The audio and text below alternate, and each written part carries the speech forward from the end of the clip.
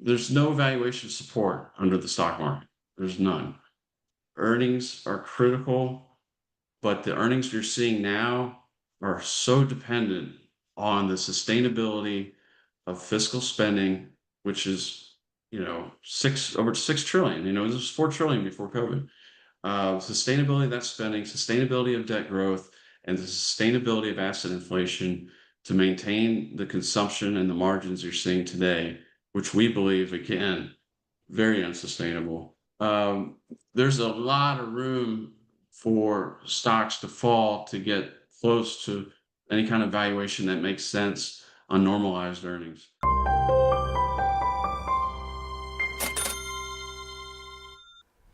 Welcome to Thoughtful Money. I'm its founder and your host, Adam Taggart. Growth stocks have far outperformed value stocks in recent years, and similarly, large cap stocks have trounced small caps. Will that dichotomy continue, or will the pendulum finally swing back to give value and small cap investors their day in the sun?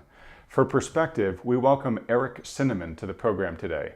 Eric's the founder and CEO of Palm Valley Capital Management. Eric, thanks so much for joining us today. Adam, it's a pleasure and I'm honored to be on your show. Thank you for having me.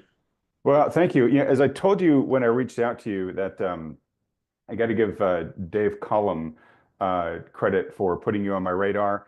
You're smirking as you hear his name. Anybody who knows Dave reacts that way.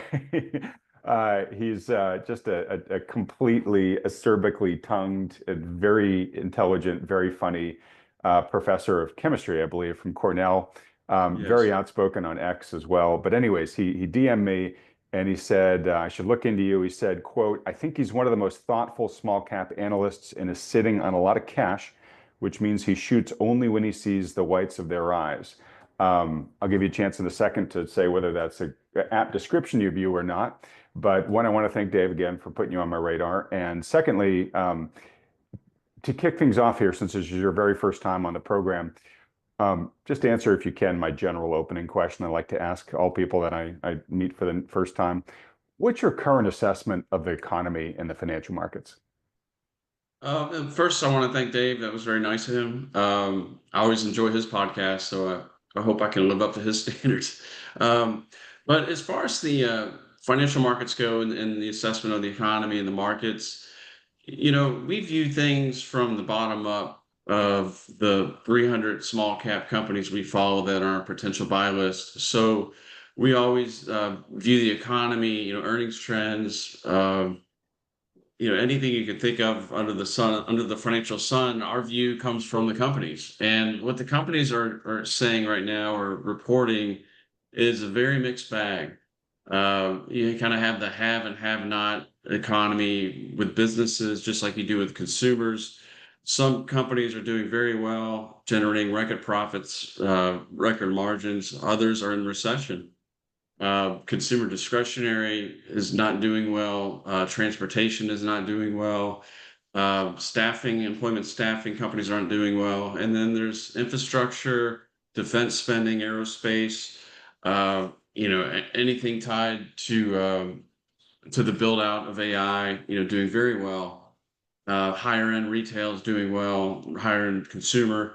So it's a mixed bag. And when you look at things in aggregate, the economic numbers may indicate that we're in a continued expansion and it looks healthy, but from the bottom up, there's a lot of trends right now that we view as unsustainable and potentially will lead to more recession, more like a recession.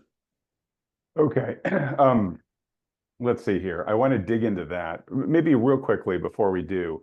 Your firm there, Palm Valley Capital, the little bit I know of it, it sort of strikes me as kind of like an old school value investing shop. And as I mentioned in the intro, value hasn't done great relative to growth in recent years, maybe because of some of these unsustainable trends you're talking about. But can you just give us a real quick sense of sort of how you guys approach value investing and how you see value investing in, like, where it is in the pendulum right now of Wall Street? Is it just, I've seen memes on TikTok where people say this is the best financial decision you can make, and it's a photo of somebody throwing Benjamin Graham's Intelligent Investor book in the trash. So, I mean, is it really on the outs? Are we in a totally new world, or what? I got to get on social media. That sounds like fun. Um, yeah. So, we're an absolute return strategy. We focus on small caps. We launched in 2019. And if you think about all the trends right now in investing, active is out, value is out, small cap is out, absolute return is way out. And we decided to launch a small cap absolute value fund. So yeah, so probably not the best timing, but it's been really rewarding, been great. But I would say value for small caps, anyways, is has significantly underperformed. I mean, I don't think people realize small caps in general have not gone up in price in 4 years. It's been flat to down for small caps. Actually, it's the Russell 2000 is down over the last 4 years. S&P 500 in the same period is up 50%, and the Nasdaq 100 is up around 60%. So huge dispersion in performance, but that's relative performance. We're focused on absolute returns. So just because small caps have underperformed by that much, it doesn't mean they're cheap. It just means you have a section of the market, the mega caps, and the concentrated sectors in the S&P 500 and the Nasdaq 100 that are extremely overvalued. But again, this is in 1999. In 1999, small cap value stocks were extremely inexpensive. People were chasing technology, large cap growth. Coke and Gillette were over 50 times earnings. It wasn't just tech. A lot of the large caps are doing well. Small cap values left for dead, trading 10, 12 times earnings on normalized earnings, very consistent businesses. Those higher quality small caps today are extremely expensive in absolute terms. So while small caps are, we believe attractively priced relatively, doesn't mean they're absolute values.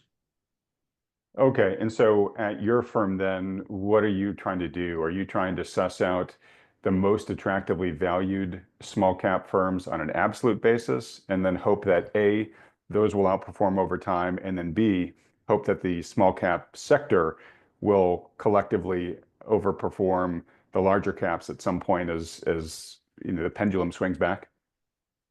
Yeah, well, we're absolute return focused, and for us, what that means is generating an attractive absolute return over a cycle. Uh, our goal is to achieve a 10 to 15% return on our equities. When we're unable to achieve that through that opportunity set, we talked about the 300 names earlier. Instead of being invested, just for the sake of being invested, we'll hold cash. So we'll refuse to overpay, still achieve that 10 to 15% on the equities, or we have so far. In fact, quite a bit higher than that. But what we'll do is, that cash weight can lower our returns in the near term, but will protect capital when valuations make more sense. And then we get invested once we're able to achieve our absolute return goals. And then over a cycle, it should, in theory, look pretty good. Since inception, we've achieved small cap returns slightly above. So on a relative basis, we've outperformed, but that's not our goal. But we've only been 25% invested since, over the past 5 years. So we've done it with quite a bit less risk. So you could still do well relatively in this strategy, even though that's not what we're trying to do. But over a full cycle, we want to do really well.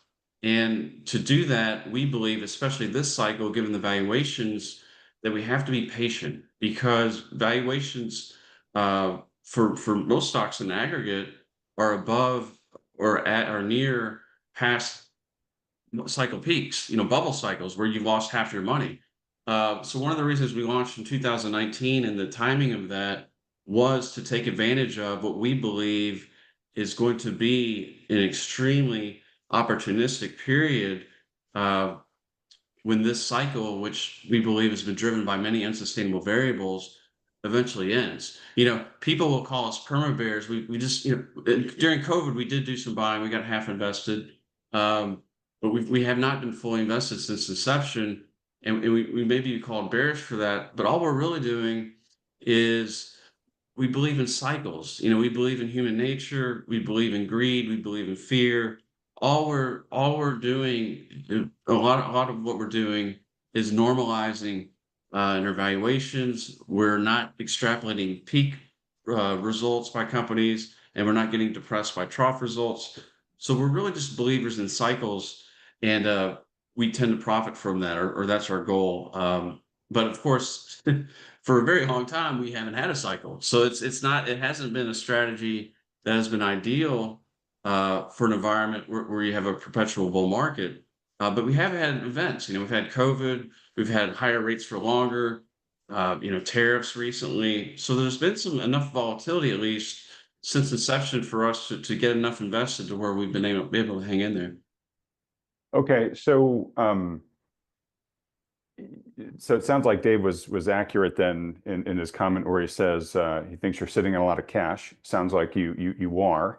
And if you are a cycles player, I guess sitting on a lot of cash at this time makes you think that we are at a relative extreme or near a relative extreme on the valuation cycle on the overvalued side of things. Is that a fair observation? It is fair to say we believe stocks are overvalued, significantly overvalued, and a lot of that stems from, and that's from our opportunity set. We're not making a market call just on the companies we value, and that stems we normalize earnings. You don't want to value a company on peak margins. You don't want to value them on trough margins. You want to value them on what they should earn over a full cycle, profit cycle. So because we do that.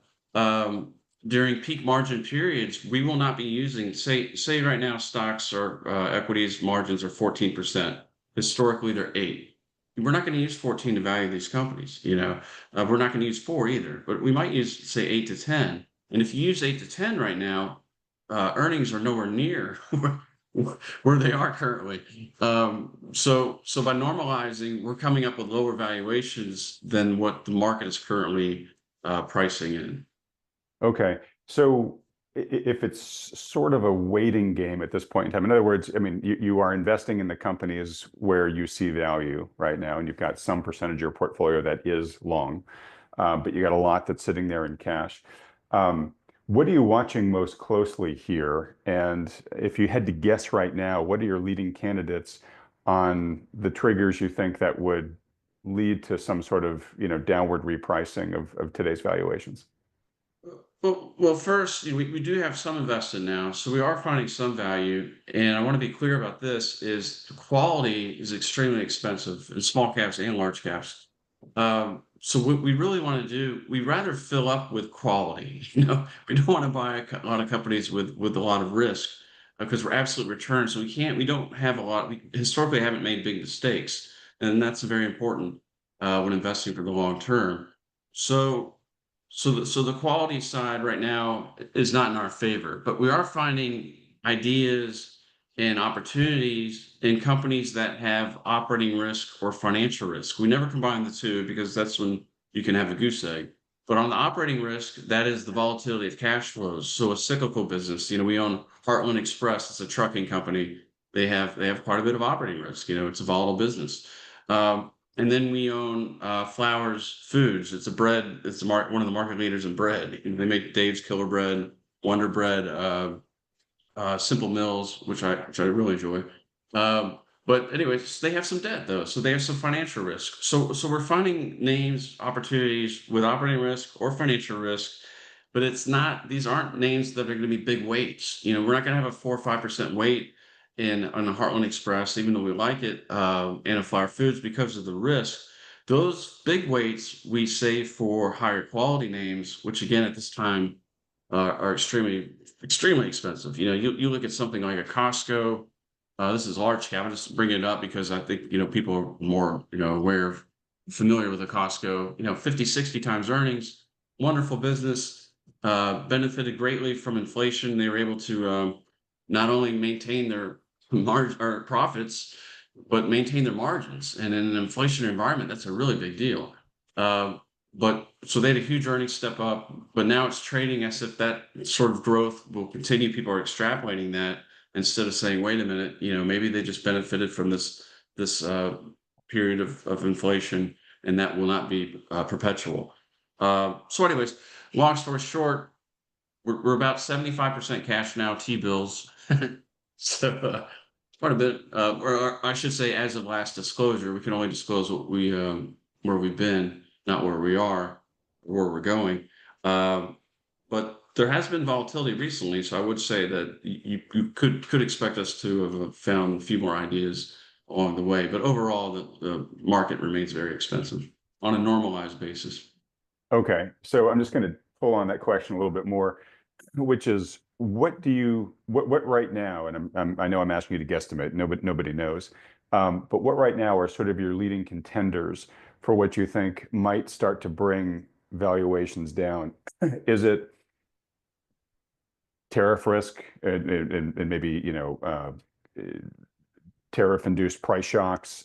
Is it just higher for longer bond yields, maybe even bond yields that continue to creep up? Is it a struggling consumer and we start seeing, just retail sales and the purchasing demand from the consumer dwindle here? Is it a full-blown recession? Like, what are the things that are on your current watch list that you think could be the most likely candidates for creating some more valuations in the future that are more attractive to Well, Adam, I would have thought 9% inflation would have done it. you? And the delayed response by the Fed. But a lot of the risks you mentioned are all valid, and it's one of the reasons we apply a risk premium for owning equities. It should have a higher return than risk-free rates, and you're not seeing that right now. If you look at the Schiller PE right now, it's 37 times, second highest ever behind the tech bubble. We haven't had a recession in 10 years besides COVID, so the Schiller PE really isn't even normalized. It's 10 years of expansion, so that's abnormal. So even using that number is insane. And then you have price to sales now 3 times on the S&P 500. Historic bubbles have peaked around 2. Market cap to GDP over 200% now. Past bubble peaks 100, 150%. So all these valuation metrics suggest we're in an extremely rare territory as far as valuations go. But what causes that valuation excess to revert or even go below normal is unknowable. But many of the things you mentioned, I think, are leading candidates. Underestimating inflation is obviously one. Letting it run too hot for too long. The debt obviously is unsustainable. We believe. I mean, I think a lot of people believe that. The fiscal deficits, if you look at profits right now, they're almost perfectly correlated to government debt growth and fiscal deficits. I think people underestimate the power fiscal deficits and government debt growth have had on earnings, just like they Mhm. did in the mortgage debt bubble. Mortgage debt went from 7 trillion to 14 trillion. Government debt's gone from 10 trillion to 36 trillion this cycle. So a tremendous amount of credit's been created through government debt, and its profits have followed. So it's sort of a cycle right now where you have fiscal deficits plus asset inflation equals record profits equals buybacks, which I'd love to talk about, equals higher stock prices, and it's a cycle, and then it just goes around and around, and everything looks good right now as long as things stay. And not perpetual, as long as things are sustained, and there are cracks, but I would also argue, again, like, I was joking earlier about 9% inflation. Those were cracks too. And we've seemed to keep going, finding ways to keep the cycle going. So it's been an impressive a cycle. There's no denying that. They've done a really good job of keeping it together. Um, okay, so a lot of this comes down to, use a word you picked there, sustainability, right?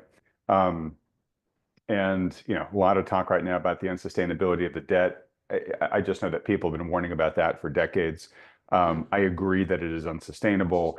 I just have gotten to the point where we just do not know when that breaking point is. Is it 36 trillion? Is it 46 trillion? Is it 66 trillion? Who knows? So that's a hard one to use as a timing perspective.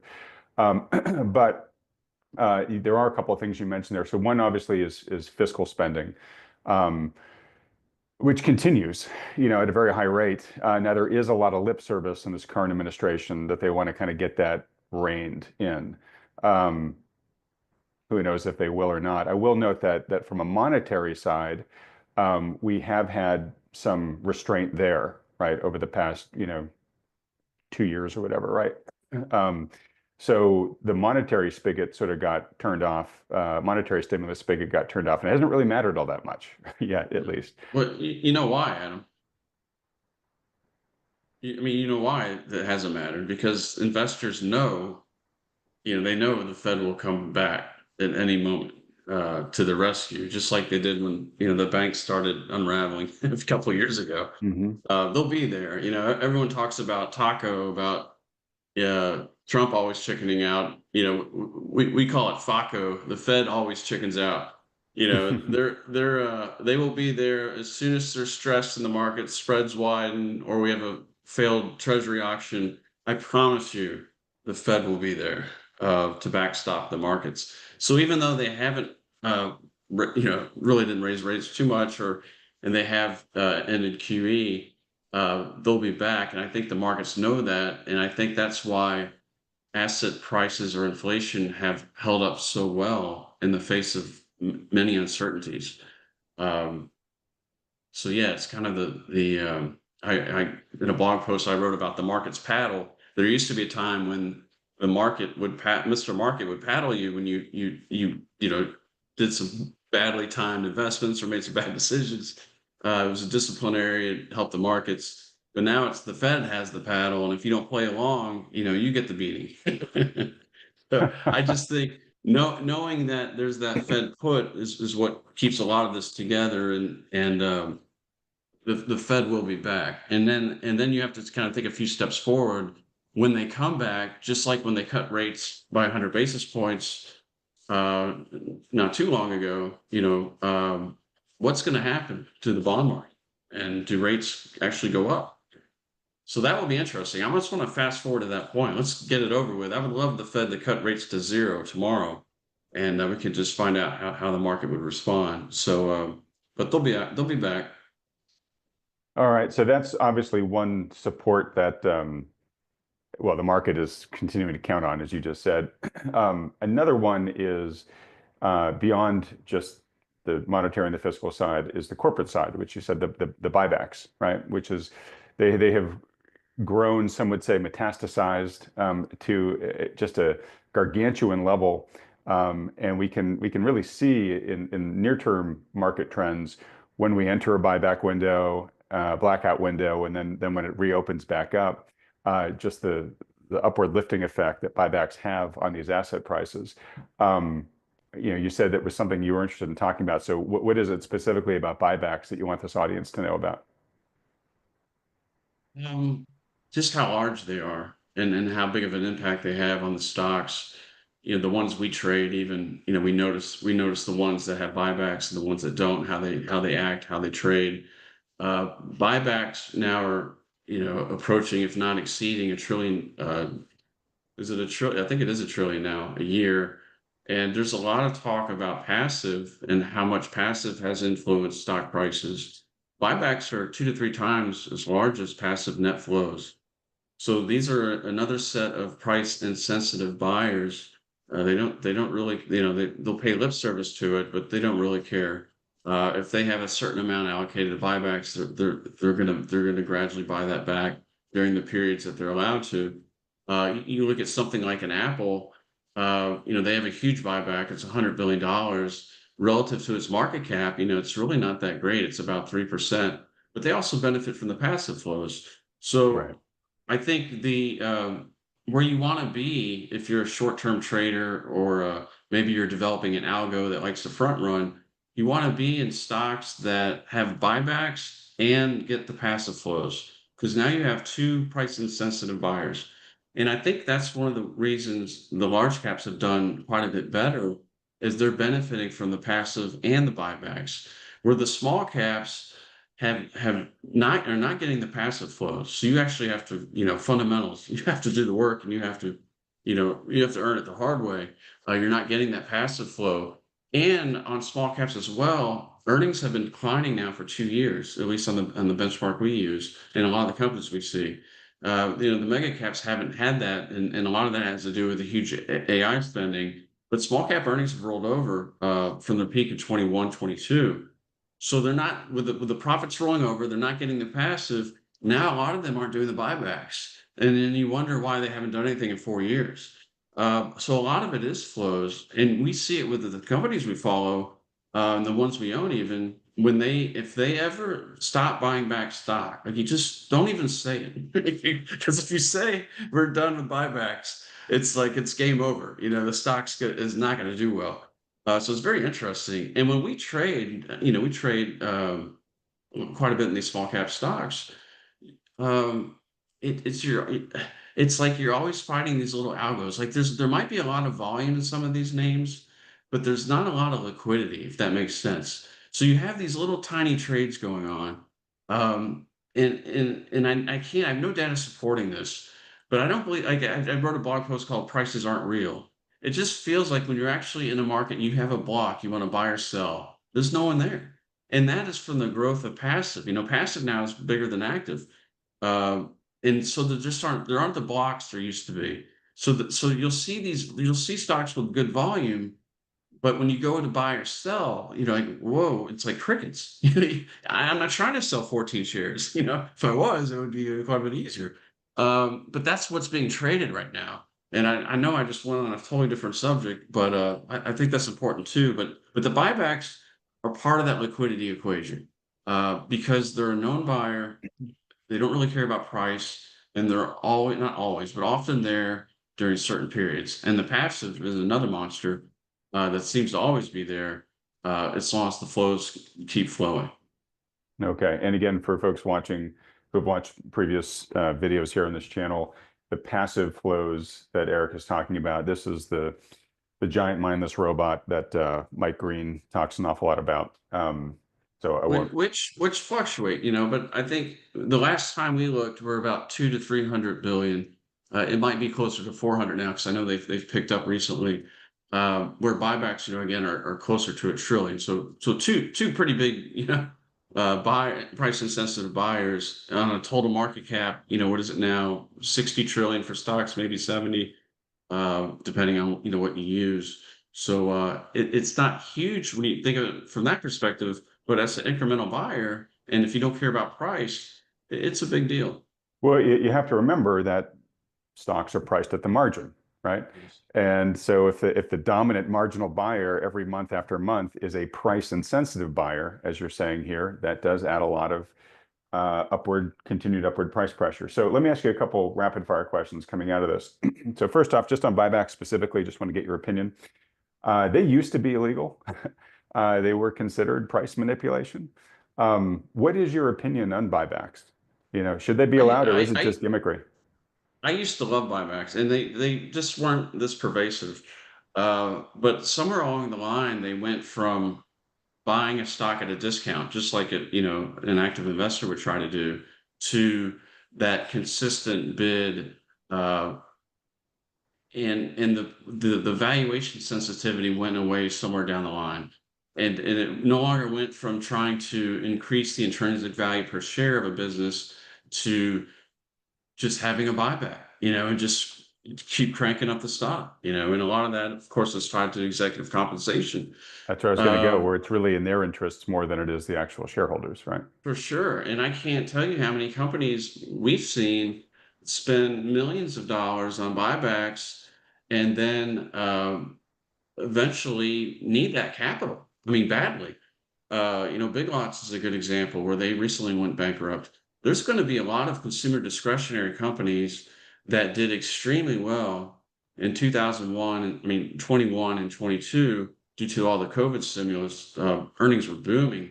And what they do with the money? Instead of setting it aside for a rainy day fund, which you would think after COVID, companies would realize they needed, um, instead of that, they bought back stock. We have so many consumer discretionary names we follow that the stocks are down 30, 40, 50, even more percent, to where they could almost go private right now if they had kept the capital from buybacks. Mhm. And unfortunately, a lot of these are going to go bankrupt. And if they didn't buy back, and then the CEOs will lose their jobs, and some have already. But they did very well in their They are stock, they already during padded that their period. pockets. But Yeah, they don't, and there's no clawback on buybacks, and there's no write-offs on buybacks. So there should be. So another blog post we wrote was the buyback wall of shame, and I think when the cycle ends, there's going to be quite a few more that join big lots. Is this somewhat similar to on the private equity side when, you do a big LBO of a corporation, you saddle it with a bunch of debt, and Yes. Yes. basically you're just hollowing out the company, right? Because everything's Yes. going to pay the debt, and then the private equity firm flips the company at some point in time, and they made out like bandits, but you got this shell of what was there before. Very similar. And you have the investors encouraging them to do it. So we're not all we could all share some of the blame. When I say all, and I'm just including investors. You in these conference calls, uh, a lot of these analysts are encouraging them to buy back stock. And maybe if you trade through our desk, that's even better. Hmm. But no, no. We're all kind of in this together. Buybacks have helped this market considerably. So it hasn't just been executives that have benefited. It's been many of the funds and investors that invest in basic ETFs. Okay. So let me ask you this then. I talked about the folks that are throwing away Benjamin Graham's book. Um, what would you say to them? Like, why take the value route here? Why not just learn to love the bomb? Just let liquidity work for you. And yeah, I'm going to buy these large cap names that are doing massive buybacks and just let this thing run for me. I don't know what I would advise them. The cycle's gone on so long that we acknowledge that we could be wrong, and the Federal Reserve could continue to monetize debt without consequence. It could keep everything elevated, inflated for an extended period, but we don't believe that. But we're aware that it could happen. So we don't want to tell everyone, get out of whatever you're in and get into our fund because maybe we're wrong. It's possible. We don't. I mean, we certainly don't believe that. But I would go back to just past history. This isn't new. The only thing that's new is just kind of this is a really long cycle, so it's a little different. And the intrusiveness of the central bankers, this is new. I mean, they didn't used to print money to buy bonds and corporate bonds even, and who knows if they'll buy stock next. Um, so in that regard, it's different. But if you look back in history, not one cycle in the history of mankind has been sustained. It's always ends, especially cycles driven on credit, which most are, and this one is. But people believe, I think, that are fully invested now, that they'll be the ones that identify the turn and they'll be able to get out. And we always get asked, why should I pay you to be in cash? And we just say, you don't have to. You don't have to buy a fund. But we always say it's usually self-evident after a cycle ends why you would do that. And that's protect capital and then get aggressive and opportunistic. You can't when things are crashing, you can't. It's hard to sell things and buy things. And you really need that liquidity. So you go back to 1999, 2000. We had that same feeling as we have today that it'll never end, and investors are euphoric. There really wasn't a bell that rung. In March of 2000, I remember just coming to work, and one day everything changed, and the internet stocks were crashing. Instead of going up 10% a day, they were just getting destroyed. Um, and I don't know if there's enough investors that either remember that or appreciate it, or just how quickly things can change without a catalyst. See, everyone's looking for a catalyst. In market cycles, you don't always need one. I mean, the housing bubble is different. I think we did have catalysts. You had Bear Stearns going bankrupt, and you had mortgage credit growth start to slow, which was driving everything. Um, so that you did. I remember '07, you could see earnings starting to roll over. So you had almost a year to prepare for that one. But we're not all. This isn't. a catalyst or a bell doesn't have to ring. I think that's important for investors to understand. Okay. Well, so that gets to the question of, again, catalysts. And if I took good notes here, really the thing that determines pricing in a market, even one that's as, maybe not as traditionally priced as the market is now, is earnings, right? And so if earnings outlooks get compromised, prices will have to adjust accordingly. So I want to read just a section here from a recent post that you guys put up at your website, which was titled "It's Affordability Stupid." And there are a lot of great points in there, but here's one sort of high-level section I wanted to pull out here. While macro data may point to an economy that appears resilient, with moderate nominal growth, low unemployment, and steady consumer spending, beneath the surface, an affordability crisis is building. Though it may spare those with inflated assets, it is marginalizing and demoralizing a vital portion of the US population. It's another unsustainable trend built on years of easy money and an overemphasis on financial stability, i.e., keeping asset prices inflated. Like stock valuations, corporate profit margins, and government debt, we believe today's affordability trends are overstretched and will inevitably break. So let's dig into that if we can. Can you talk specifically about the affordability crisis that you see here? Yeah, and again, we always look at things from the bottom up. Cracker Barrel just announced earnings, I think it was a week or two ago, and they announced positive comps of 1%.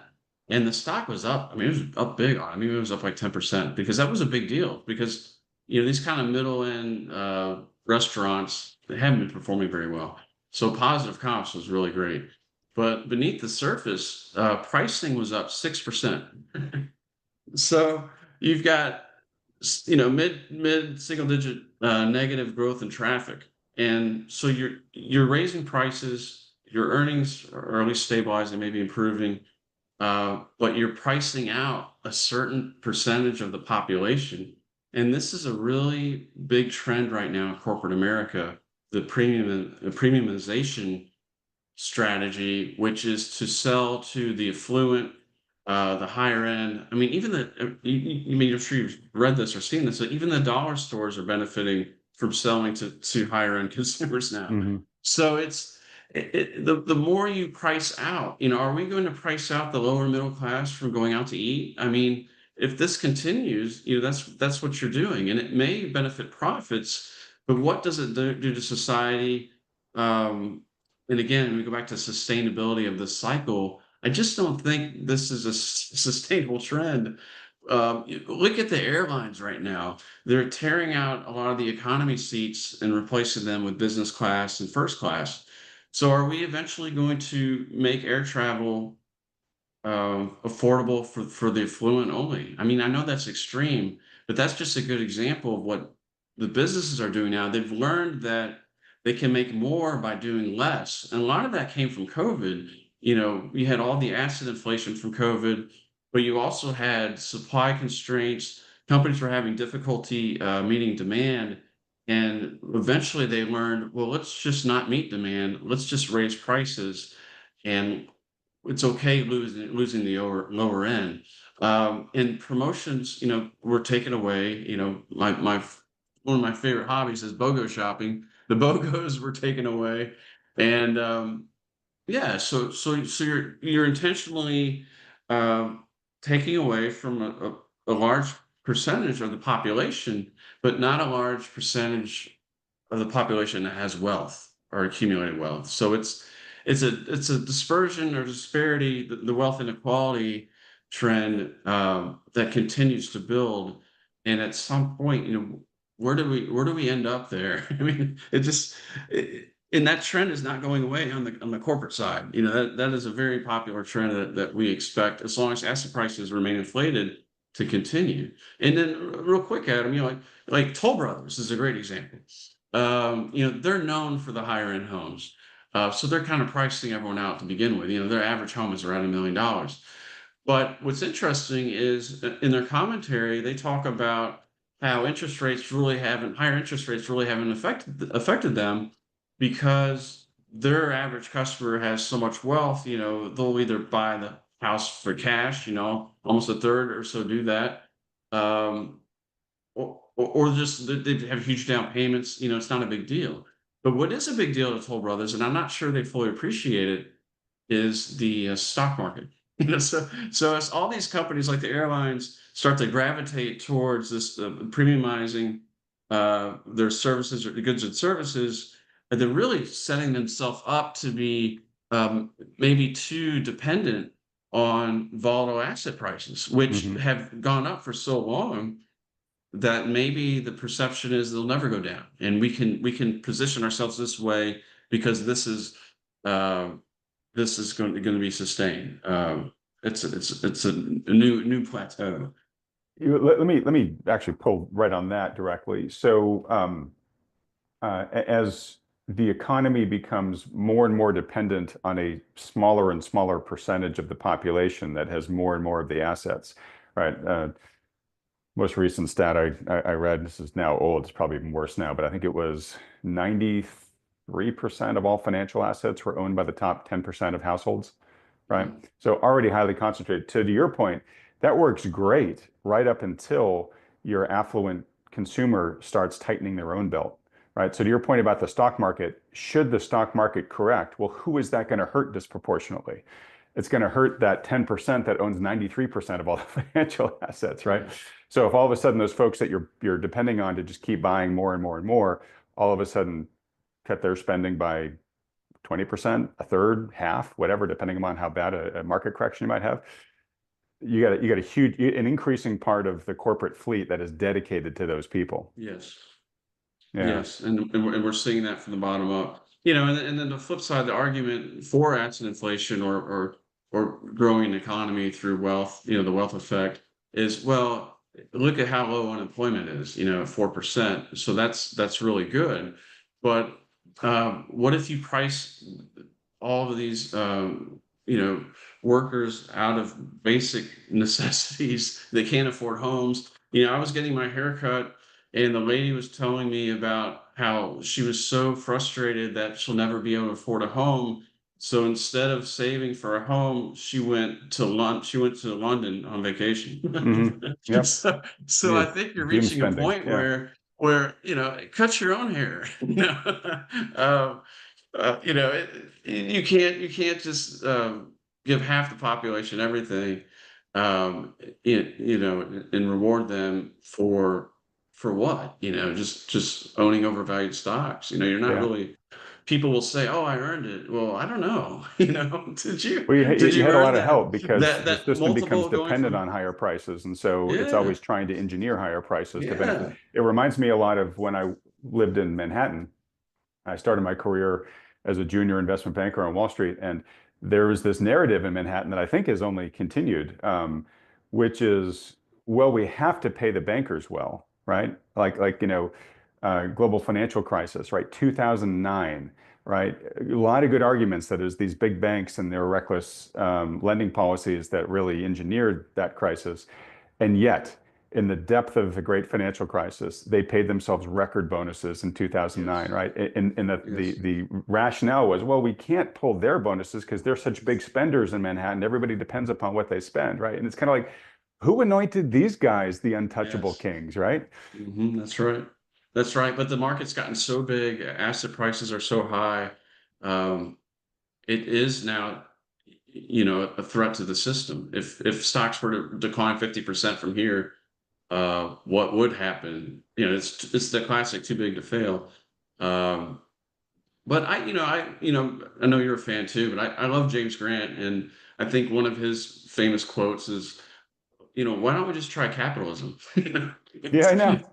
Creative destruction. Yeah. Free markets, I mean, let's let it rip. Let's let it do its thing. But every time we get close to letting capitalism or free markets cleanse the system, get rid of the malinvestment, what do we have? We have the Fed come in with their heavy hand and bail everyone out, and the rich, get to fly first class, and the not so fortunate, um, maybe don't even get to fly now. They So don't even get to yeah, fly. Yeah, it's a and trend. It's a trend we're seeing, and I hope it corrects itself without a significant correction in the markets. I'm not sure how that all unfolds. I was gonna say, I don't think you've got confidence that it will, right? It seems to me you're betting your money on in your 70% T-bill position as you think it's going to be something a little more painful. We think this all is going to end. The deficits, the asset inflation, which are driving corporate profits, which are driving stock prices, it's all going to end. And that's one of the reasons we launched. We launched in 2019. It's been over 5 years, but we wanted to have a strategy to be able to take advantage of what we believe are going to be very large opportunities. The numbers are so much bigger this cycle as far as debt goes, all of the spending. Um, so we think the opportunities will be that much bigger. And the opportunities were wonderful in 2009 if you had the liquidity. So sorry to interrupt you here, but let me ask you this. So back in 2019, I could have had a similar discussion with you about how there were a lot of unsustainable trends, that market valuations were pretty rich, and that a strategy like you're talking about could work pretty well, right? A value-based strategy of let's wait for the correction and then let's deploy and buy really good quality companies at really attractive valuations. What you didn't anticipate, and it's no fault on you, nobody could have seen it coming, was COVID and the gargantuan amount of trillions in stimulus, both monetary and fiscal, that were unleashed, right? So I guess kudos to you and your firm for staying alive through that, Right. because that was the complete, Half the like if you battle. said, what's the worst thing that could happen to our thesis? That might have been, right? Okay, so now we're on this side. Real quick, And Adam, COVID actually helped us, and that's not the catalyst we wanted. But small caps during COVID collapsed 40%. And we were able to get half the strategy invested. We're actually up 19-20% in 2020. So that was I mean, obviously not a catalyst we wanted, but it was a catalyst of volatility nonetheless. So this strategy can weave around even though we haven't had we call it the main event. There's been moments over the past 5 years. Higher for longer was another one in October 23, and then tariffs as well. But still, this isn't anything like what we expect will eventually happen. okay, and that's where I was going, which is kind of the main part of your thesis hasn't happened yet, but now with the dust settling, mix all my metaphors here, the pig largely through the python, you are now saying, okay, we're kind of back to where we were, where we've got richly valued markets, maybe richly overvalued markets. We've got value stocks and small caps out of favor, not necessarily cheap, as you were saying earlier, but out of favor. But the risks in your mind, I think, here substantially outweigh the rewards. Hence, you're sitting on dry powder, and you're going to more or less find opportunity where you can in the interim, but wait for that main Yes. event and then deploy. Yes. Okay. It's good. Good summary. So as we start to wrap up here, just as you look into your crystal ball, let's just next year, 6 months. Feel free to go out 12 months if you want, but what's your general expectation from the market here? It'll be interesting. Earnings are going to be interesting. Things did slow down in Q1. I know there's not as much concern about tariffs because it hasn't been showing up in the CPI, but a lot of the companies we follow have 90 to 120 days of inventory. A lot of them are waiting to see what happens before making a decision on pricing. That's eventually going to flow through. It's going to be shared. It's not going to be stuck all in the consumer. The vendors, the manufacturers, distributors, they're all gonna take a cut. They'll try to reduce costs and productivity as well. But that's probably going to show up later this year, Q3, Q4, how companies respond to that, and then how consumers react to that. And from what we're seeing, half of the population is not going to react well to that if inflation picks back up, while the other half won't care Hmm. as long as the S&P 500 and the Nasdaq the QQQs stay where they are. So it's again, all these trends continue to get stretched, When any of them snap, we don't know whether that will be the bond market or even the stock market could correct without warning. Because again, Adam, there's no valuation support under the stock market. There's none.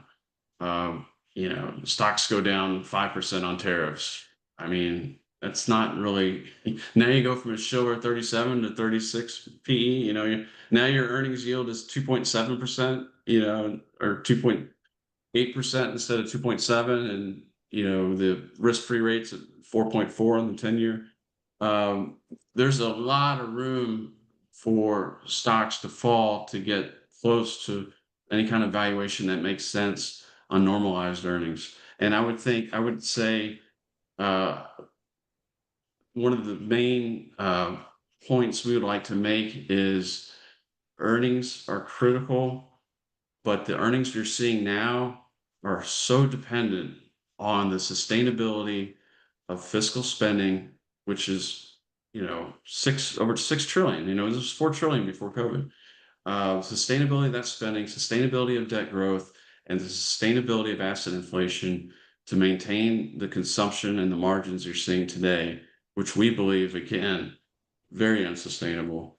I had a friend, real quick, I know we're running up against time, but he was a big proponent of balancing the budget, the fiscal deficits. He's like, this is a big bill. This should be, the spending should be cut. And I know him well, and I know how he's positioned. His investments are positioned, which is highly inequities. And I said, well, if we balance our budget, corporate profits are going to tank, and you're going to lose a lot of money. But it's easy to talk about deficits, but I don't know if everyone's really connected all the dots of how much we're spending and how much that's impacted corporate profits. Again, pull up a chart of the fiscal deficits or the government spending and the government debt growth and put it next to corporate profits. It's almost perfect correlation. Yeah, yeah. I know that's been very true. And to your point, kind of too big to fail. It's like, have the deficits become too big too big to cut, right? Because the market is so Yes. dependent on it, right? All right. Well, look, Eric, great talking with you. I'm going to send Dave Collum a note of thanks for connecting us here. So what I hear you basically saying, and this is not unfamiliar territory. I've had lots of discussions like this, is that there's sort of a sword of Damocles that is hanging over this market, right? Which is the high level of overvaluation. As you said, there's not a lot of what do you say, valuation support under stock prices today. So for a whole bunch of reasons that we've discussed, that thread that is holding the sword looks like it's unraveling. Thing is, we don't know when that's really going to break, right? Right. So it could be tomorrow, it could be 5 years from now, right? We don't know. It's going to be dependent upon a crazy amount of factors that we can't project out with confidence here. So first off, I'd like to just tell you, hey, I'd love to have you back on the program again in the future, so you can kind of give us an audible call about where things are in terms of your outlook. And obviously, if you get to a point where you say, hey, we now think that thread supporting that sword is about to break for reasons X, Y, or Z, let me know. We'll get you back on the program swiftly. Yeah. And it's interesting you bring that up about the sword over our heads. And throwing away Benjamin Graham's book. Maybe it's a good time to have a margin of safety. Yeah, absolutely. Well, I think I've made this call, but I'll make it again here, which is I'm going to predict that at some point in the not terribly distant future, there's going to be a trend on TikTok saying, "Hey, the most useful bit of financial advice you can now get is to reach in the garbage can and pull that book back out." Don't throw it away. Yeah. All right. Well, look. For folks that have enjoyed this conversation, I'm guessing for many it's the first time that they've been introduced to you and your thinking. Where can they follow you and your work between now and the next time you come on this channel? We're at palmvalleycapital.com, and we write a blog every month. And Jamie Wiggins, the co-founder, he writes an incredible quarterly letter. So just check us out, and hopefully you find it at least interesting. All right, and you were very kind when we got on before we turned the camera on, and told me that you had actually been a listener of this channel, which was wonderful to hear. But that specifically you listen to it when you're making spaghetti for your family on spaghetti nights. So hopefully when this comes out, you can maybe listen to it while you're making your next meal. That'll be kind of weird. I don't know. All right. Well, But look, I folks, appreciate it, Adam. I really enjoy your show. no, well, that is very kind of you to say, and I'm so glad that you came on when I decided, were willing to come on when I called you out of the blue there. All right, well, look, folks, if you have enjoyed this conversation with Eric, please show him that by hitting the like button and then clicking on the subscribe button below, as well as that little bell icon right next to it. Folks, if you don't yet subscribe to this channel, there's lots of reasons to do so. An important one is if you want to make sure you don't miss an episode, if you subscribe, that's how you get alerted when new videos go out. But we are getting into the summer months.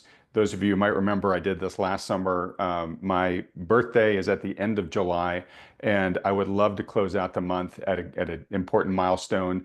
Last year, we crossed 100,000 subscribers. This year, trying to get to 150,000 subscribers by the end of July. So if you are watching this and have yet to subscribe to this channel, please do make sure you hit that subscribe button down there.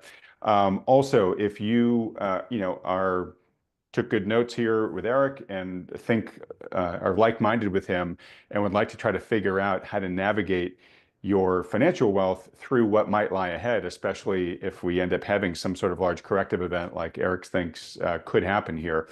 Highly recommend you get that help from a good professional financial advisor. Importantly, one that takes into account all the macro issues that Eric has talked about with us here. If you've got a good one who's doing that for you, great, stick with them. But if you don't, or you'd even just like a second opinion from one who meets that criteria, then consider scheduling a free consultation with one of the financial advisory firms endorsed by Thoughtful Money. These are the firms you see with me on this channel week in and week out. To schedule one of those consultations, just fill out the very short form at thoughtfulmoney.com. Only takes you a couple of seconds to fill out the form. These consultations are totally free. There's no commitment to work with these firms. It's just a service they offer to try to be as helpful as they can. Eric, again, thanks so much, my friend. I really appreciate getting to know you here initially. Looking forward to some future discussions with you here to dig a little bit more deeply into your approach and your outlook. But for folks who watch this channel, and most of them are just regular people trying to grow their wealth prudently, but most importantly, trying not to lose it all in some market event like you're afraid could happen here. Do you have any parting bits of advice for them? Think independently. Sometimes trusting your gut's not a bad thing. And if you believe stocks are overvalued, you don't have to be invested. You don't always have to be doing something in investing. Sometimes waiting it out, or if you're not sure, if you're uncertain, don't feel forced to do something. That's very well said. And I say this from time to time with the financial advisors that come on this program. One of the reasons why I pick them, folks, I have them here just to serve as models, right? To say, look, I think you should look for a good financial advisor. People say, well, what does that look like? So I bring them on and say, look, I think these guys are good. Feel free to talk to them or find somebody even better than them, right? But I'm trying to establish a benchmark. And one of the things that I look for in those firms is their willingness at times to say, hey, look, we don't like the risk return of the market right now, and we are more in cash or T-bills than we normally are. And a lot of financial advisors won't want to admit that or won't even want to do it because they No. think, well, my clients could be in T-bills on their own. And if I tell them Yes. that I'm in cash, they're just going to say, well, Yes. what do I need you for, right? And the thing I remind people of is you want to pay for the expertise of when to be in cash and when not to be in cash, right? You're not And saying Adam, it's an important part of the strategy that we really didn't touch on, but and why no one really does it anymore. This old school way of investing is there's just too much career risk. Um, so if we stay invested this way for too long, we could lose all our assets. So a lot of people just will never do this. Um, and I've worked for some large firms and other firms throughout my career, and some good ones. But in the industry overall has tilted so much to relative that this way of thinking and investing, it's not just old school. It's just too risky from a business perspective, not an investment perspective, which I think we carry quite a bit less risk. But from a business perspective, it's too much risk for many to handle. Yeah, it's crazy. So this is obviously I'm taking notes on what we'll talk about the next time you appear on Yeah. here. We have all these, you hear the term malinvestment. I think we have a lot of malincentives in the financial Oh, system right now, and that's a good no example of doubt. one. No doubt. Yeah, agree 100%. All right. Well, I've really very much enjoyed this, Eric. Thanks so much. Look forward to having you back on in the future. Really appreciate it. Thanks, Adam. I appreciate it. All Take right. And care. everybody else, thanks so much for watching.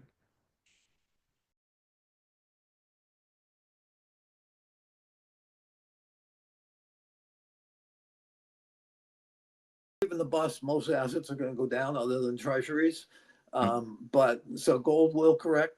If 4,000 were the high, and it may not be, could just as easily be 4,500. But if 4,000 is a high, you could be back to 3,000 or below in the bust.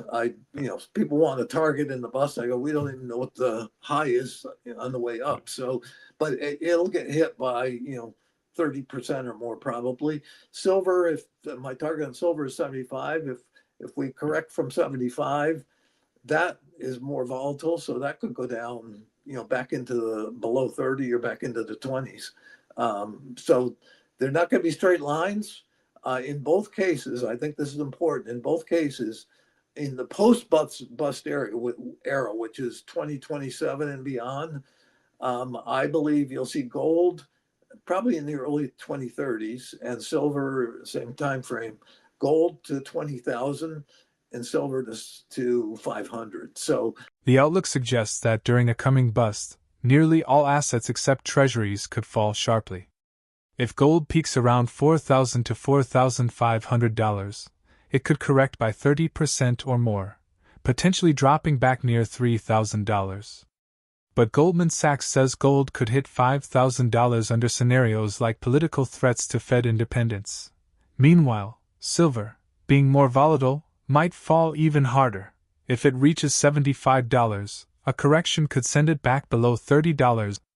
These moves won't be in straight lines, but in the long run, especially from 2027 onward, the forecast is extremely bullish.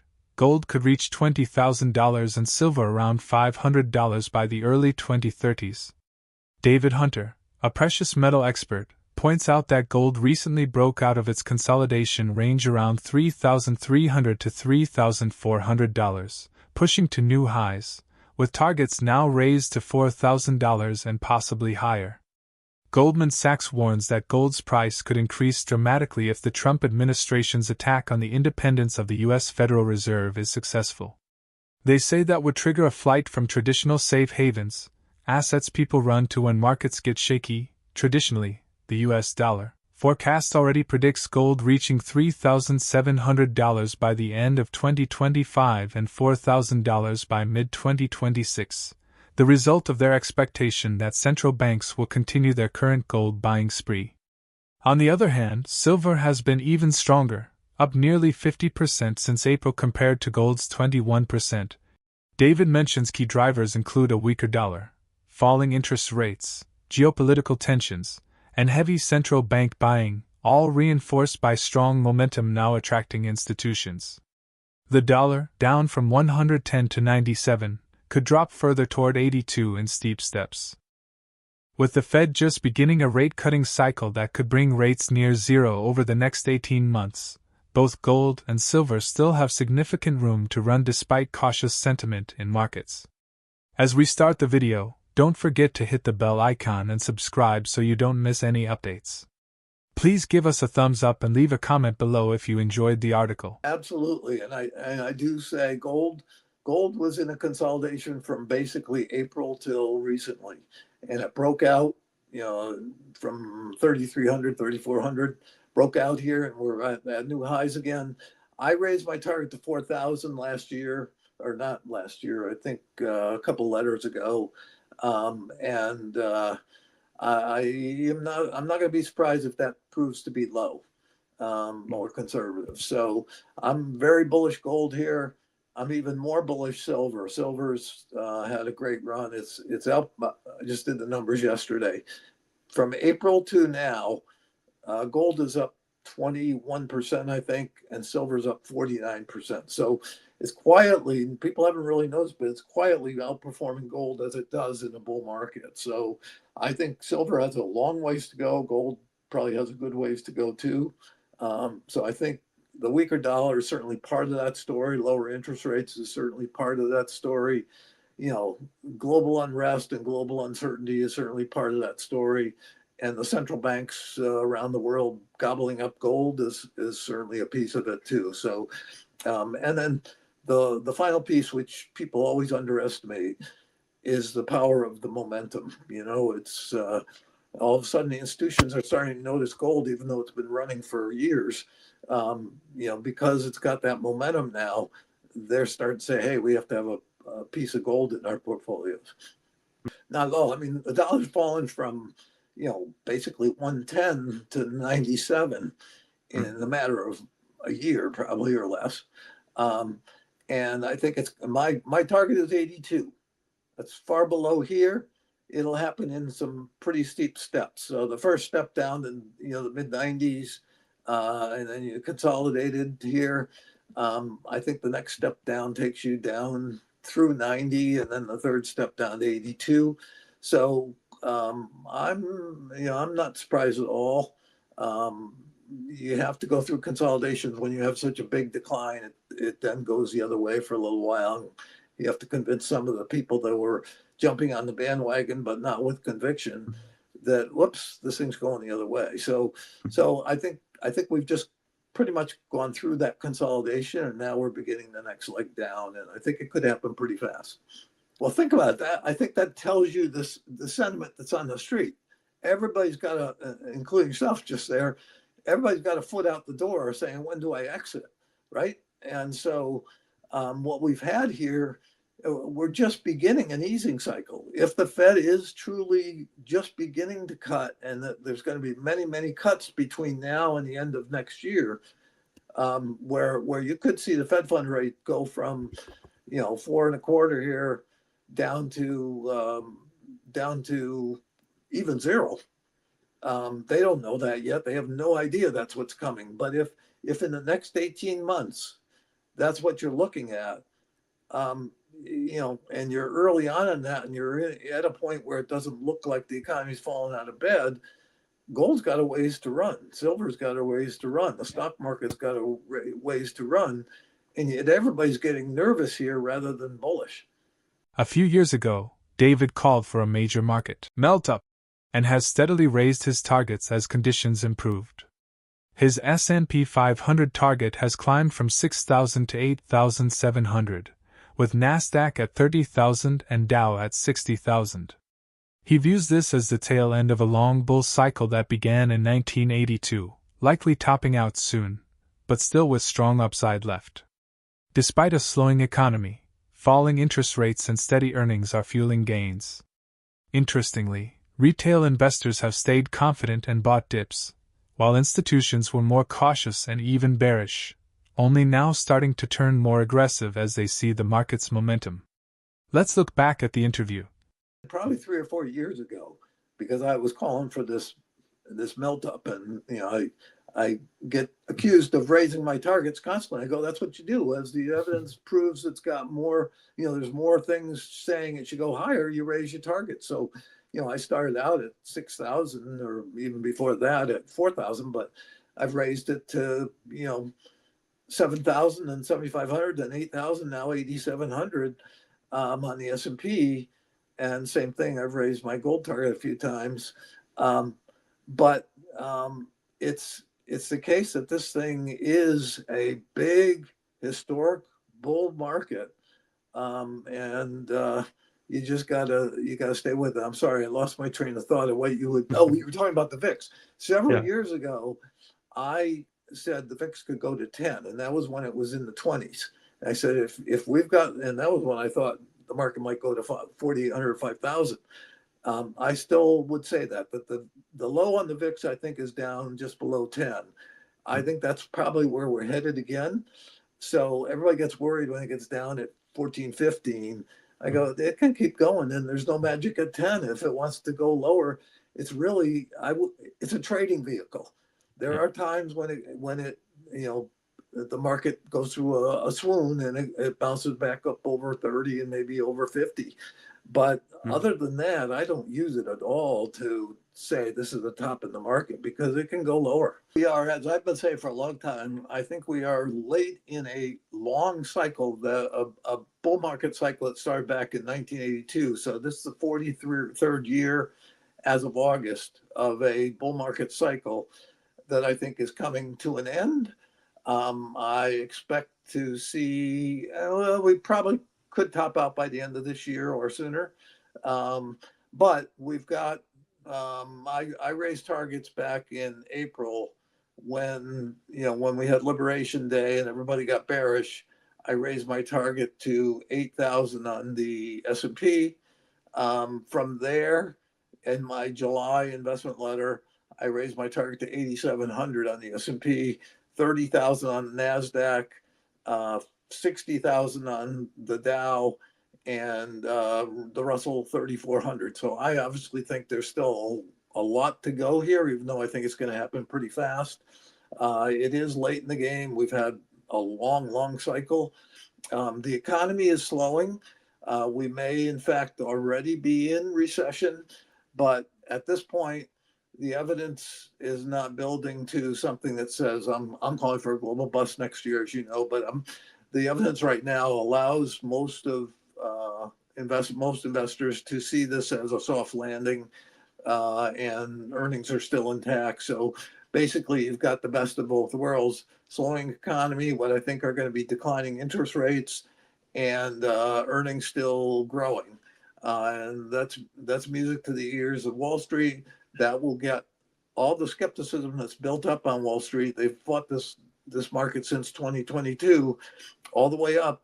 You're starting to see them begin to say, "Hey, I gotta get more aggressive because this thing has legs."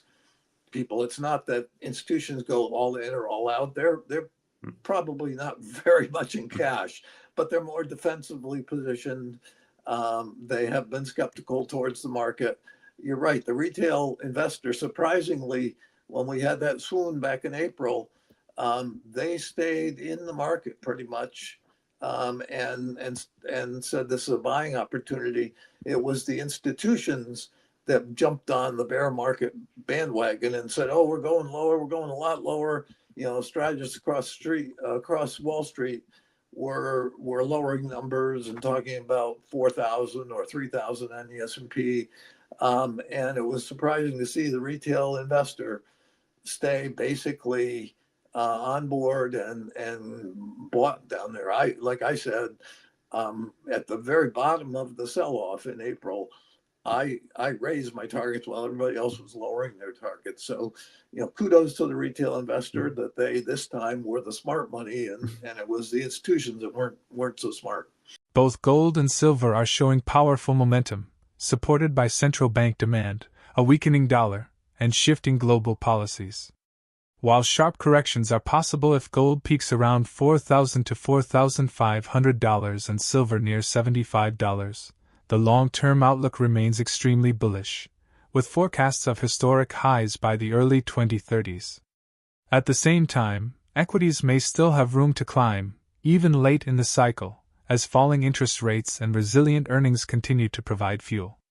If a sharp correction does occur, would it present a buying opportunity for long-term investors or a warning sign of deeper risks?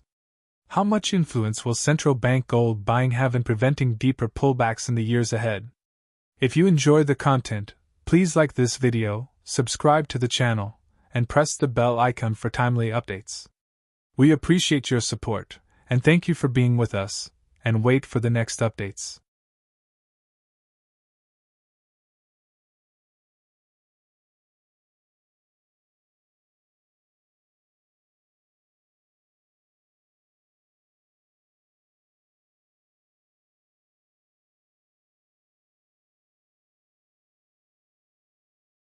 The point is, we're seeing lots of silver that is being accumulated by the central banks. That's $2,225,790,000 worth of silver has come into COMEX.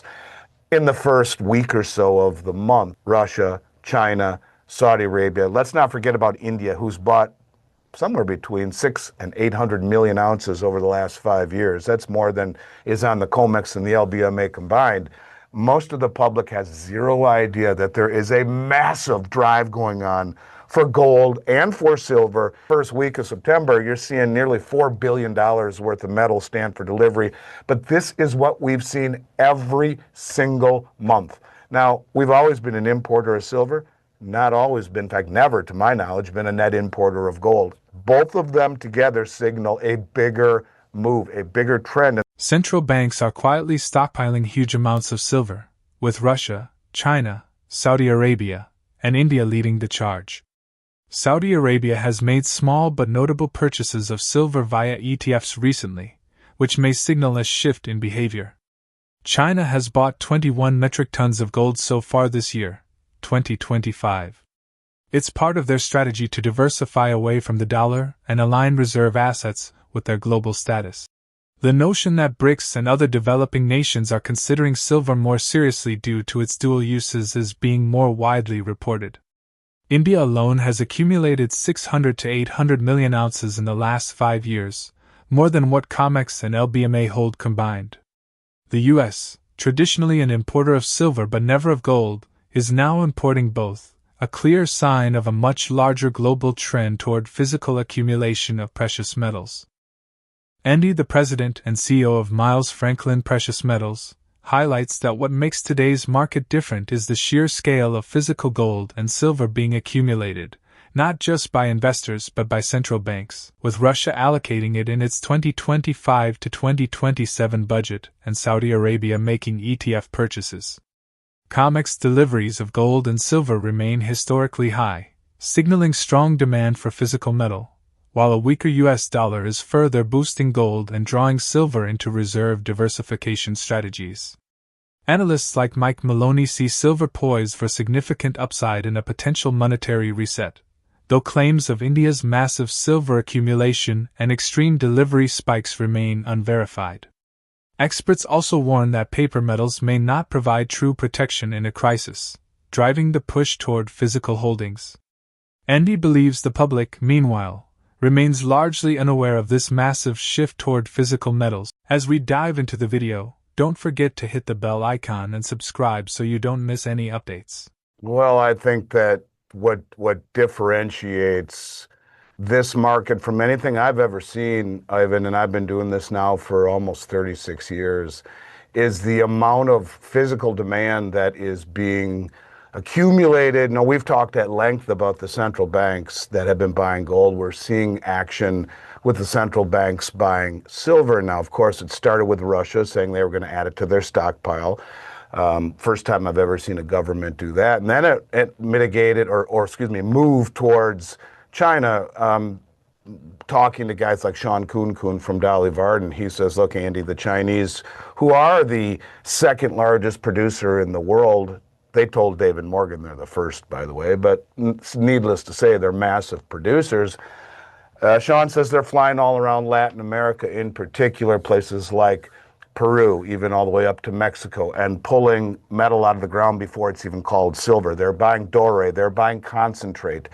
They're paying double what the West will do to disintermediate the whole market, sending it back to China for refining. So you have the first or second largest producer in the world finds it significant enough to fly around the world and buy doré and concentrate right out of the ground from the miners, directly from the miners, and then sending it back to do so under the cover of anonymity, so to speak. No one really knows how much they're buying or what they're getting, but Sean can validate that is indeed what is happening.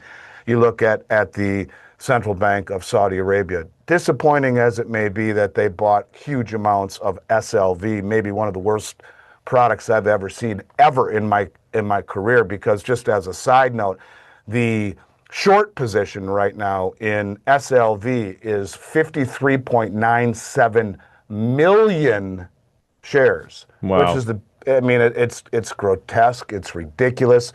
And remember what the prospectus said, BlackRock said, there could come a time when there's not enough silver to cover those short positions, buyer beware. But the point is, we're seeing lots of silver that is being accumulated by the central banks. What is really different to me, as far as I'm concerned, is the amount of silver that is coming into the COMEX. And last week I jotted down some numbers. In month to date in September, the number of contracts, and this was last week, I'm sure it's much more now, that stood for delivery was 10,599 contracts. Let's do the math real quick. 10,599 contracts times each contract weight being 5,000 ounces is 52,995,000 ounces. We'll multiply that, let's just call it by 42.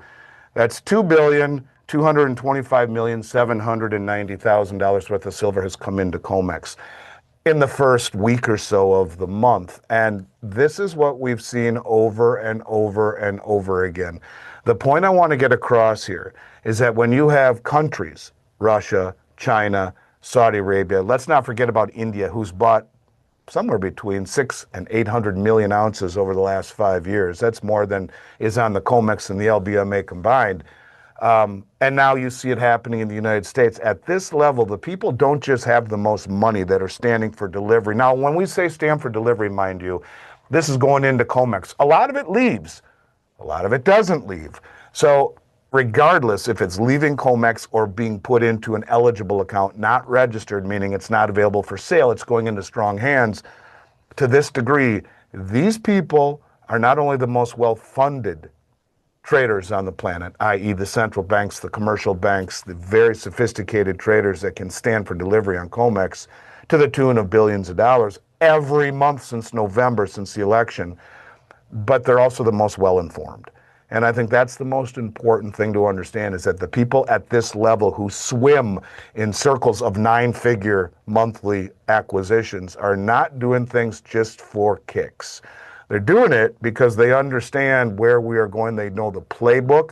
They are at the highest level of information. And that's what I take away from really where we're at this moment, is that price is relevant, but price is a tool of misdirection, allowing the big money to position before all of the people that you and I call friends outside of what we do for a living, talking about this stuff.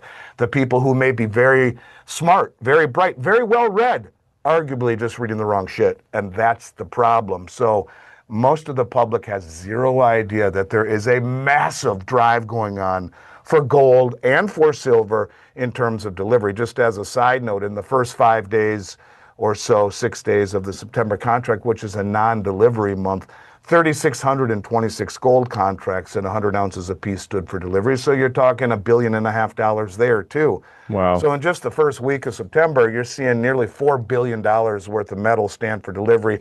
But this is what we've seen every single month. Now, we've always been an importer of silver, not always been, in fact, never, to my knowledge, been a net importer of gold. Both of them together signal a bigger move, a bigger trend, and that is that the smartest money in the world understands that there is a rush for physical acquisition of metal, bypassing the paper promises. So there you go. Crazy times, brother, and I think we're just beginning in silver. Enby points out that central banks and BRICS sovereigns Russia, China, India, and Saudi Arabia are accelerating gold and silver accumulation, often buying ore and concentrates directly from miners, while the West relies more on paper vehicles like SLV. Russia confirmed BRICS talks on a new precious metals exchange with its own pricing, clearing, and auditing, reducing reliance on the Western system, while silver is gaining traction as a reserve asset, with reports of Russian buying and Saudi Arabia making first ETF-linked silver purchases.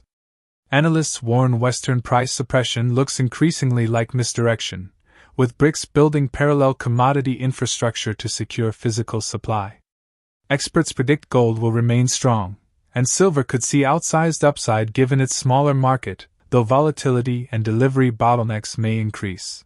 The only saving grace is, and maybe I would like to think they're not misinformed.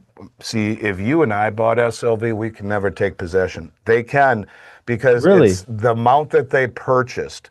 You have to have a certain amount, and it's called a basket. If you are able to redeem a basket, which I don't know the exact amount, 20, 30, 40, $50 million worth, they can. So I'll give you an example. Kyle Bass, when he was running the fund for the Texas Teachers Union years ago, They bought, if I'm not mistaken, $1 billion worth of GLD. They stood for delivery.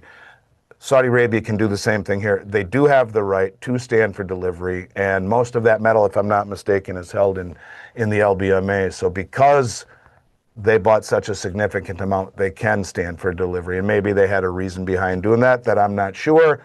For you and I, buying SLV is as dumb as a mud wall. Not only do you pay the capital gains for collectibles when you sell it, you can never take possession. It's custodied by JP Morgan and BlackRock. Of course, JP Morgan, as we have identified multiple times, paid the largest fine that the Justice Department had ever handed out at that point, $920 million or so, for manipulating the silver market. Well, and that was kind of, and the reason that I think that they got off so easily, I believe that this was done at the behest of the central bank, who gave them the green light to do this. And there are bigger reasons at play for holding down the monetary metals, but that's for another discussion. Simply to say, it was far more. In fact, you could argue that it was far, far, far more than just spooking. It was manipulation, and it was at one point thought it would be RICO charges, because in essence it's, like the hitman kills someone, well, they can go after the mob boss because the mob boss ordered it. Well, the point of it is that who up the chain of JP Morgan understood this? Is it just the head trader, Michael Nowak, who was the sacrificial lamb that was put in jail for a couple of years? Or, I don't know. The point of it is that this is something that you can only manipulate a market, Ivan, for an extended period of time by pushing it in the direction that it is going. And I've been doing this for almost 36 years. Most of the time, the world didn't want gold and silver. They wanted U.S. bonds and U.S. stocks and real estate. They wanted what was, when things got scary, there was a rush to the dollar. What is happening now is that the big money around the world has become motivated, coordinated, and sophisticated, and they understand what's happening. The big money around the world largely being, when I say that, I'm talking the BRICS countries, in particular Russia, China, now Saudi Arabia, India. All of these countries understand, and they have been using the spoofing or the manipulation or the suppression of the metals market against us. In other words, hold the paper price down in the West, and then go all around the world and drain the supplies, especially off of exchanges around the globe that don't affect the price. The price is set in the West, so if you smash the price down on paper here and then buy it up there, and there, boy, that works out well. And they're smart enough to see the big picture. That's what they're doing. And then they go as far, and just ask yourself, the second largest producer of silver in the world, the largest producer of gold, don't sell an ounce. They fly all over the world and buy gold and silver in doré, which is a crudely refined bar, in concentrate, which is a byproduct of it, right from the miners, which completely disintermediates the amount and disintermediates the market and the commercial banks.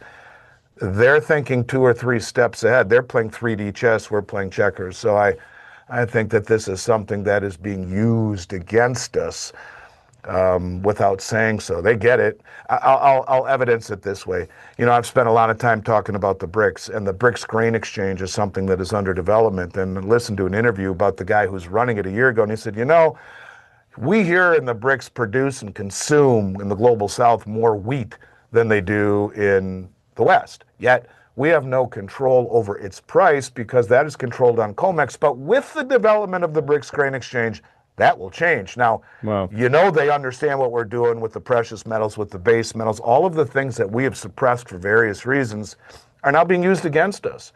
It's jiu-jitsu. The premise being you use your opponent's leverage against them. And this is exactly what's happening right now, man. Will central banks' increasing use of silver lead to a structural revaluation to that of gold? What potential effects may the establishment of a BRICS precious metals exchange have on shifting global pricing power and diminishing the importance of Western markets? If you enjoy the content, please like this video, subscribe to the channel, and press the bell icon for timely updates. We appreciate your support, and thank you for being with us.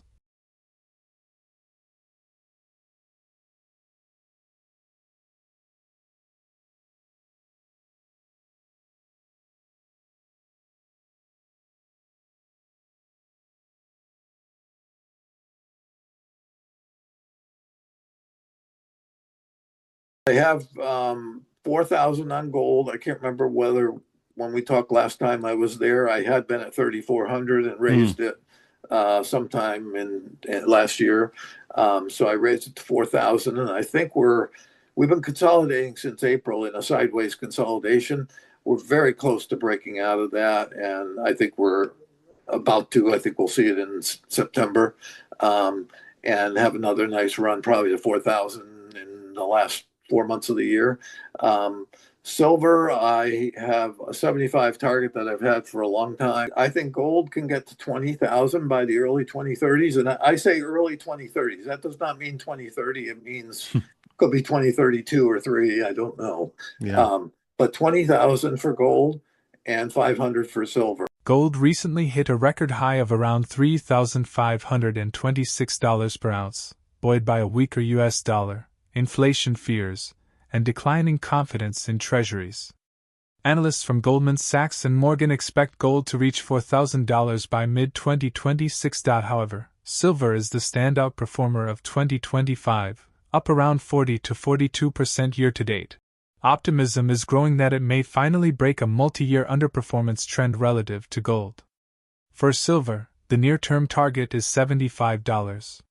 While the long-term targets of $20,000 for gold and $500 for silver remain highly speculative, current trends and expert forecasts suggest gold may approach $4,000 in the near future, and silver could begin to make significant upward moves.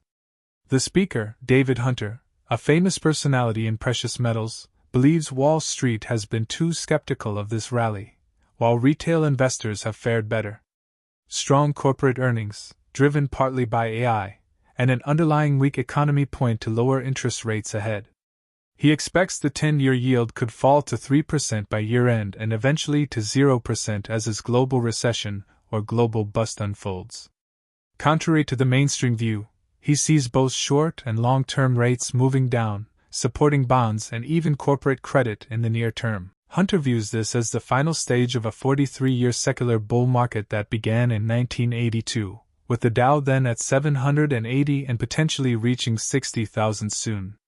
Falling rates, strong earnings, and a weaker dollar could fuel a parabolic move higher as institutional investors finally capitulate and turn fully bullish. In Hunter's view, this capitulation will provide the momentum for a steep final run in the equities. Let's dive into the video for more insights. If you enjoy the content, don't forget to give us a thumbs up and subscribe to our channel for the latest updates.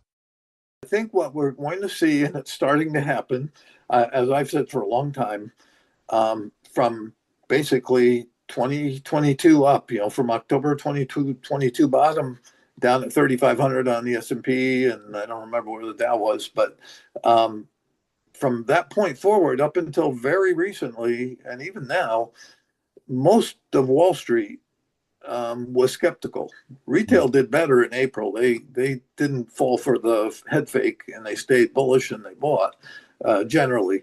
So a lot of retail got scared, but generally the retail did better. Institutions got bearish, and they've been skeptical of this market all the way up. They keep looking at valuations and thinking valuations are at peak levels and they can't go much higher, and et cetera. What we're seeing is obviously because of AI, but also other things, the companies have done a great job in an environment that wasn't that easy to keep pushing the earnings higher. And, I saw that. That was part of my thesis. I also think people are way too bearish on the bond market, on interest rates. And I think, in fact, I'm very bullish on bonds and think rates are going to go a lot lower. And that's different from, I think, the street. But ultimately, I do think the U.S.'s rates are headed lower, both on the short end and the long end. I am very much and have been consistently saying, though today's GDP, for example, came out with a revision upward, 3.3% on GDP for the second quarter, I still believe under the surface, we have an economy that's not doing that great. And we have an economy that's heading for recession. So that has kept me bullish on bonds. I'm not so worried about exactly when it turns or how much it turns initially or whatever. I do think you're going to see the 10-year go to 3%, maybe by the end of this year. It doesn't have to be by the end of this year, but maybe. And ultimately, Next year is going to be a rough economy, in my opinion. I call it a global bust. And in that, I think you can see the 10-year all the way down to zero. So I'm contrary to say the least. But I am not in the camp. I know there are a lot of people that look at last fall and say, oh, the Fed can lower rates, can cut rates, but the long end's going to go up. And I know that's a big story around Wall Street. I don't believe that at all. I think you've seen, basically, I'm more focused on the 10-year because that's what loans get priced off of, mortgages get priced off of. But even the 30-year will ultimately fall. It may be stickier to come down initially, but ultimately, I think all rates across the curve are going to come down. And even the corporate bond market for at least a little while longer is going to do okay. That we're in the end game of a 43-year secular bull market. At one time, I thought it was going to be a 42-year, and it stretched out. But it started in August of 1982. And the Dow at that time was, I can remember because I was running money then, and I turned bullish in August of 1982 in a new place where I basically had a great run. And they fought me. They were not equity guys. They thought we were crazy to do what we did, but I had top percentile numbers for 5 years running. The Dow back then was 780, 780. And I'm calling 60,000 for this year. And frankly, I get beat up, as you know, all the time about moving my time targets. I don't have a time target per se. I do. I'm not saying it can happen anytime, but whether it happens in October or November, December or January, I don't care. It's coming soon. And people say, oh, you've already pushed it out again. No, I haven't. I haven't changed anything. I still think it could happen, by October or November. But anyway, it's rates coming down and earnings going up, still holding firm. And very big part of this, and the dollar selling off, and a very big part of this is Wall Street moving from constantly looking for a top with one foot out the door to being all in. They're getting closer to capitulating here and saying, yeah, I got to get more bullish because this thing has legs. And that's going to be the fuel for what I think will be a very steep run. But in answer to your question of how you could go that far, that fast, it's a parabolic that I think comes at the end of such a long cycle. David Hunter recalls his success in 1982 and draws a parallel to today, noting that when the Fed eases, bonds, equities, and metals typically all rise. Hunter expects a similar setup in the coming months but warns this cycle is unusual since it didn't start from a bear market trough. While many have fought the rally, Hunter believes the eventual top will come when everyone is fully bullish, at which point he'll turn contrarian, and quadrillions in derivatives turn a normal downturn into a severe global bust. On commodities, Hunter has been bearish on oil since 2022 and sees it possibly falling to $30 during the bust but then soaring to $500 by the early 2030s.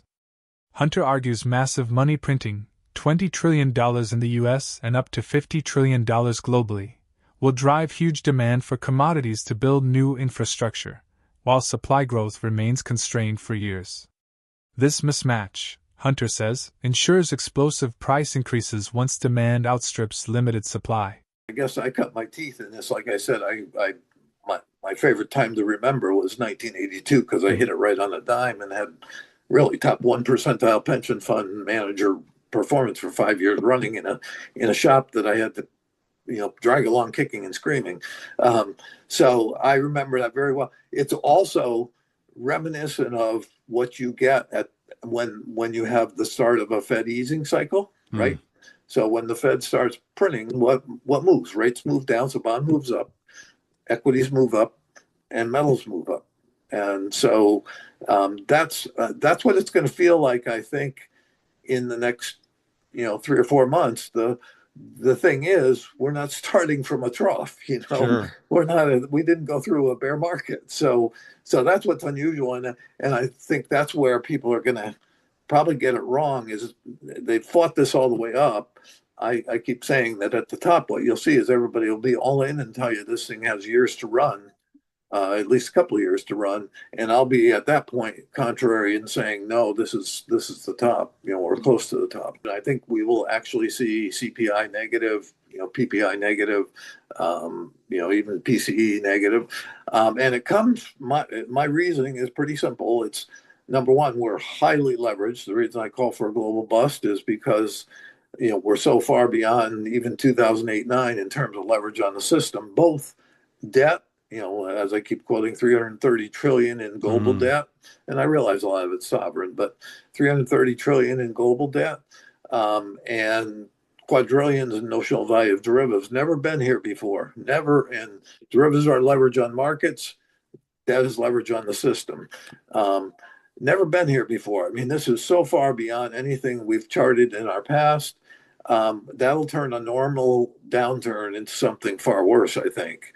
And so, and obviously a financial crisis if leverage starts unwinding. So that's how I get to a global bust. I de-bear on oil since 2022, and correctly so. I turned bearish on oil before. We had the spike up during the Russian invasion of Ukraine, but I stayed with it at 130 and said we're going back to 85. And then once we broke 100, I said we're going to 60. So I've been pretty bearish on oil. I think we see probably 30 in the bust. And then from there, and it could certainly go lower given what happened last cycle, if you remember when it went to negative. Who knew? But I'll say 30. And from there, I think you could see $500 oil by the early 2030s. Wow. So again, as I say, it's a commodity cycle. Copper could be 20 or more.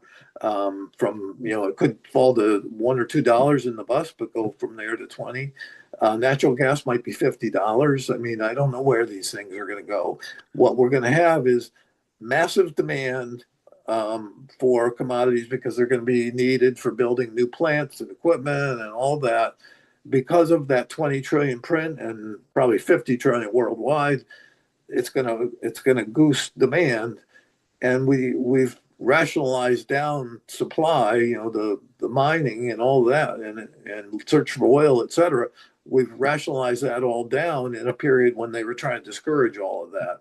So if we get that through the roof, like I said, the demand because of the money print can happen within 1, 2, 3 years, whereas having to build new supply can take 10 or 20 years. So you're going to have a case where you have supply far exceeding demand, and the only thing that can give is price. David Hunter envisions an extraordinary but volatile path ahead. First, a deflationary global bust, then an unprecedented boom fueled by massive money printing, collapsing interest rates, and surging demand for commodities. While his bold forecasts for gold, silver, equities, and energy markets remain controversial, they highlight the risks of extreme leverage and the potential for historic shifts in global markets. Do you think Hunter's prediction of a global bust, followed by explosive commodity inflation, is realistic or overly extreme? If gold and silver do reach his long-term targets, how might this reshape global financial markets and currencies? We'd love to hear your thoughts in the comments. If you found this video helpful, give it a thumbs up and subscribe for more updates. Thanks for joining us on this journey.